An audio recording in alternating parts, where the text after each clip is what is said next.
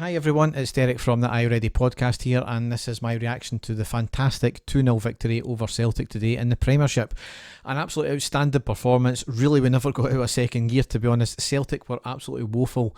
They had a couple of chances in the game and that's about it. They offered nothing today, and I just wonder what excuses they're going to use this time for a comprehensive defeat, because really, we know what the narrative has been all leading up to this game about, a depleted squad, etc, etc, but they still had a team more than capable of doing a job today, and they failed miserably once again.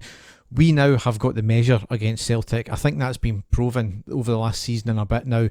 They're running scared of us, and I think the narrative that they're trying to create throughout this, and they got their lackeys to do in the media, fully backs up my point there.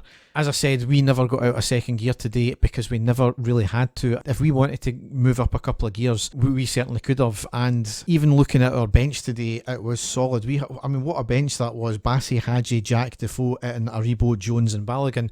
That's almost a frightening bench to come up against.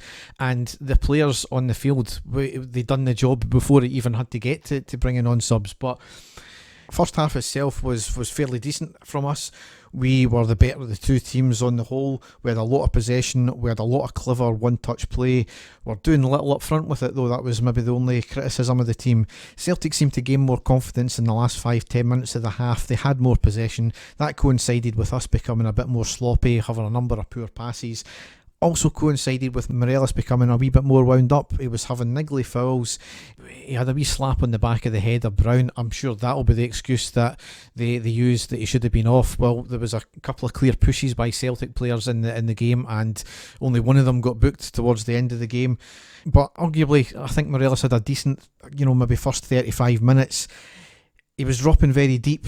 He was roaming the front line from left to right, and perhaps the dropping deep part was maybe the feature of us maybe not getting an outlet up front sometimes, and that's been a criticism. I remember Kenny Miller doing that, but certainly he was having some good play up until it started to get a wee bit tetchy for him. Other than the goal, we offered really not much up front. Celtic had two dangerous crosses, however it was snuffed out by our defence rather easily, to be honest. A number of players were playing very well, however Barker looked a bit of a yard off the pace. The goal itself in the first half came in the 9th minute from Goldson. It was a long free kick up into the box by Tavernier on the right. Goldson loses his marker in the middle of the box, and a glancing header into the back of net. It's almost become trademark, but an outstanding header, especially to lose your marker that way as well. So in the second half, expecting more of the same. Celtic maybe came a wee bit more out their shell, and I think that was obviously a feature of having to go for the game. Obviously they were trailing a goal down into the first half. Again, we never really offered too much up front, but we did score the goal on the 53rd minute with Goldson again getting the second of the game. It was a corner not dealt with, some lovely passing in and around the box, the cross in on the deck, deflected into the path of our player.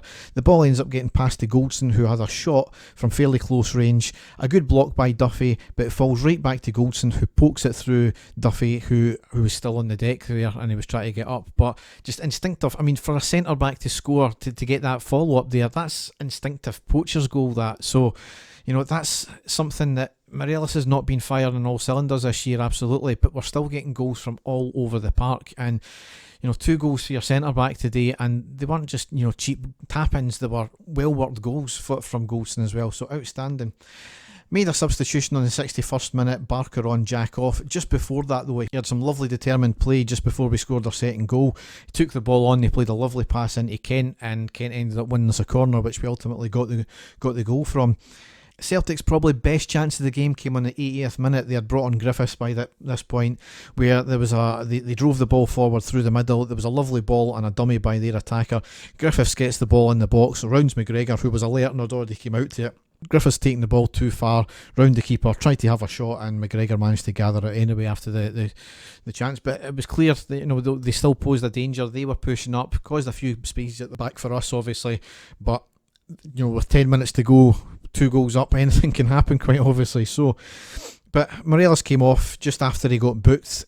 He had a lot of niggly fouls. As I said, he was a bit more anonymous in the second half, but they're coming together with Duffy, where I think he really just stood his ground, and Duffy tripped over his feet and Duffy pushed him. So if Celtic fans are going to start claiming like Chris Sutton did already on Twitter, that Morelos should have been sent off for the wee playful slap to the back of the head of Brown, then certainly Duffy should have been sent off for this. So, but both of them got booked for that.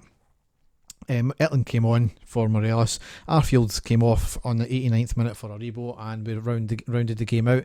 It was an extremely professional performance. It was very measured. It wasn't a spectacular performance in terms of any flashpoints. It was a very strange atmosphere. But in terms of our play, we were outstanding. We defended when we needed to defend. Celtic were powder puff up front, and that was probably because we were so good in defence, and the midfield were containing everything really before Celtic got any too far forward. It's quite scary to think that wasn't us getting out of second gear either. So we've got to take a lot of heart out of that. That's us now 4 points ahead of Celtic. They've obviously got a game in hand, but based on their displays of late, then there's no guarantee that they're going to get the 3 points from that. We keep rolling on. It's another clean sheet, another fantastic performance, if not anything flashy, but we were outstanding today because we'd done the job we set out to do. You can't ask for much more than scoring 2 goals away from home against your biggest rivals and conceding none, and got a heap a lot of praise for the team today. Man of the match, I think there is only one person that it can be really given to is Goldson, scoring 2 goals as a centre back, 2 good goals as well, and defensively he was solid.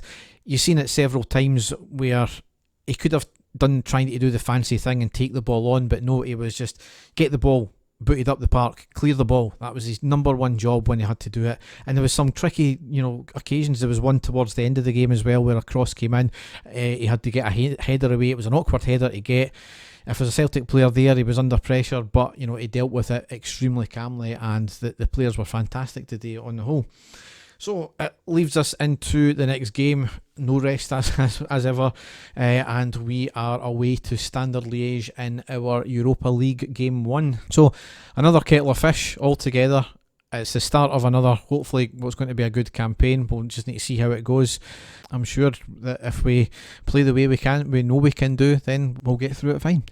So Dave and I will be trying to do a podcast this week. I know that we were meant to do one 2 Fridays ago, but even in the midst of a pandemic, Dave, as you know, any regular listeners, still manages to find a holiday somewhere. So hopefully this week we'll be out with a pod. I'll be back with a post-match after the Liège game. So have a good rest of your weekend. Certainly I know I will. Thanks for listening, and goodbye.